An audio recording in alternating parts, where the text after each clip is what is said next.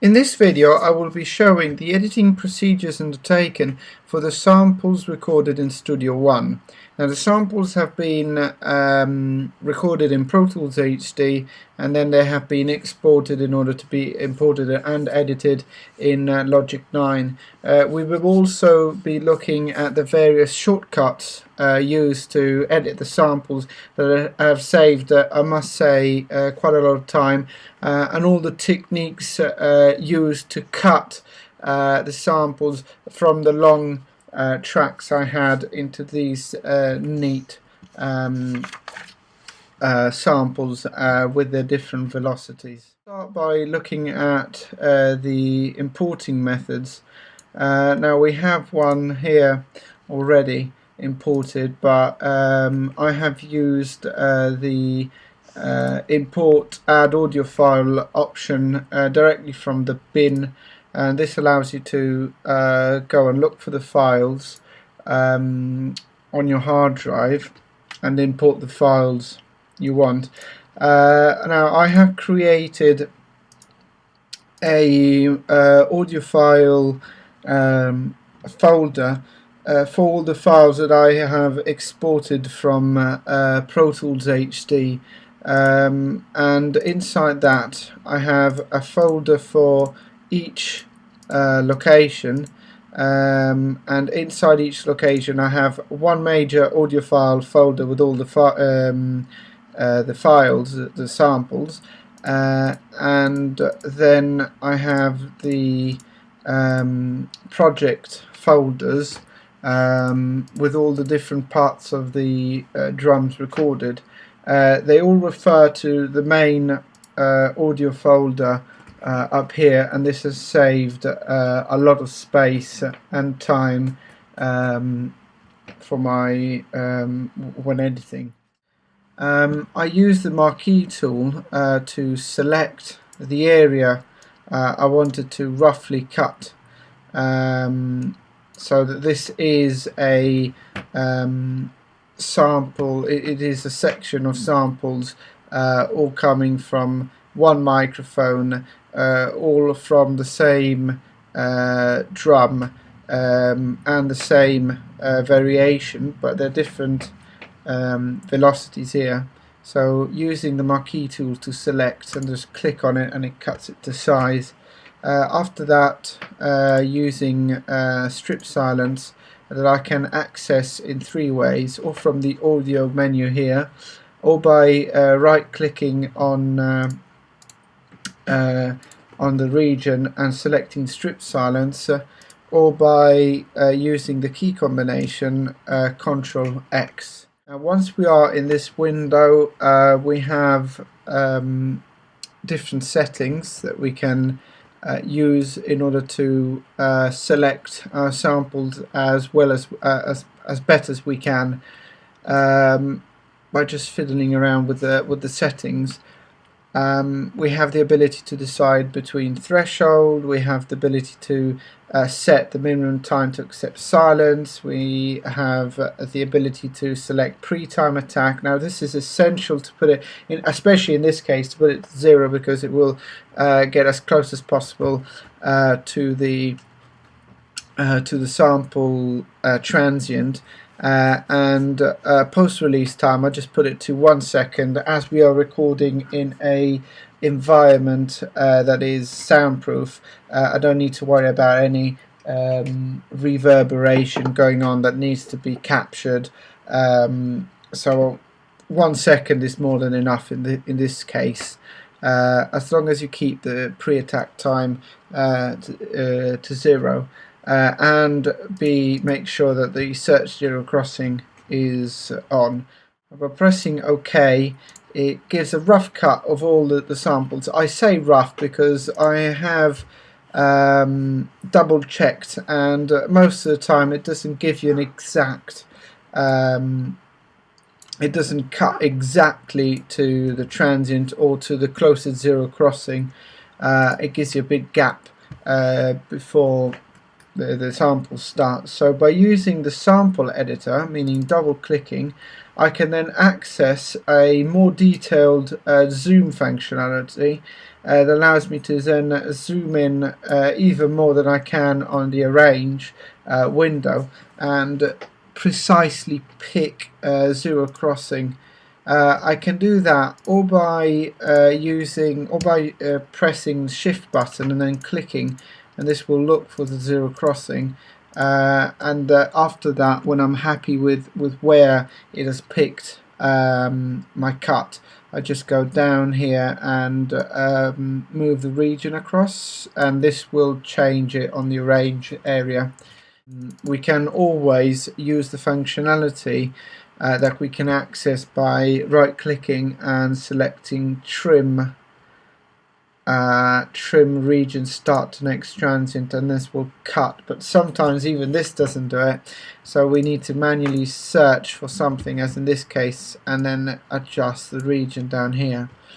Let's see if we can find one example. In this case, if I press the combination that I have made, the key combination for trim to transient, in this case Shift Command C, see, in this case it cuts precisely to the transient. By using these three methods, strips to silence, search manually for the zero crossing or the beginning of the transient, or by using trim to next transient, you can get some precise cuts. Also, this will avoid having to use fade ins to be able to cancel any clips, because you're cutting at zero crossing, so you won't have this problem.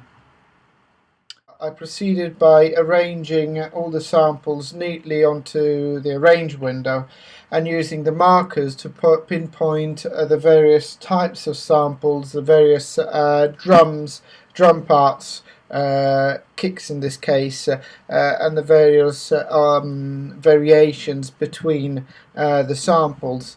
Also, we have on the left hand side all the microphones, so the name of the tracks, other microphones are used, and on top the markers identifies what samples they are. This increases the speed of navigation through each sample, especially during the exporting procedures. Not only it just gives me a visual idea of what's going on, but it also allows me to navigate between the samples in a much faster way.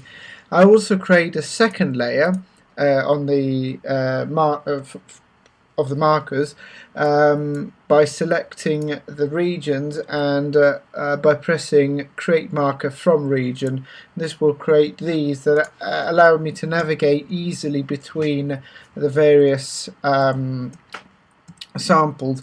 Not only, but they allow me to zoom in precisely on each sample, on the first sample, and navigate between these samples even when I am zoomed in. As you can see here, all the samples are cut to the exact transient. Now in this case I'm not wanting to use the room effect, I'm just interested in the different the different microphones. I'm not wanting to replicate a recording studio. I will be using a slightly different techniques when editing the samples from the other environments I've recorded in. The last step is to export all my samples, and there are two ways to do this. One is by selecting the region and then going on File and export region as audio file.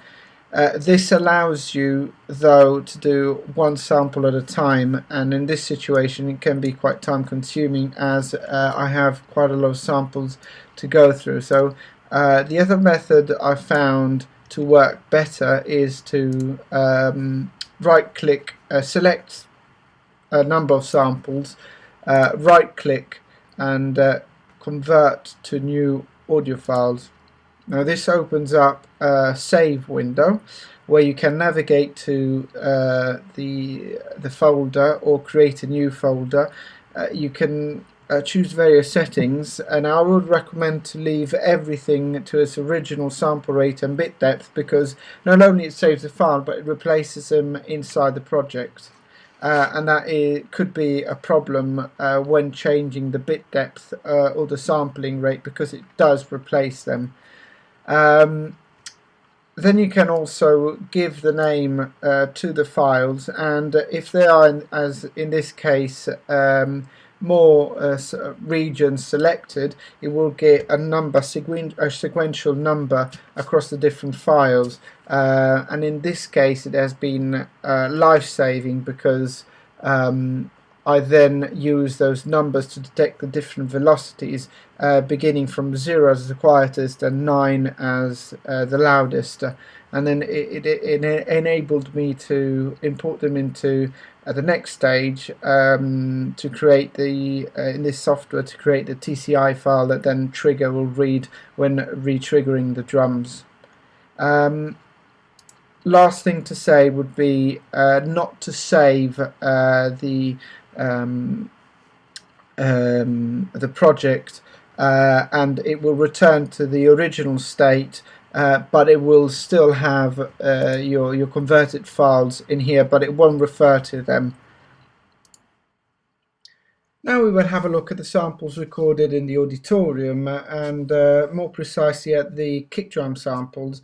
The techniques used in this situation are pretty much similar to the ones used in Studio One, with a slight variation. Instead of just keeping the quality of each microphone, meaning the characteristics of each microphone at a set distance, I wanted to keep the differences in timing between the microphones in order to represent the environment.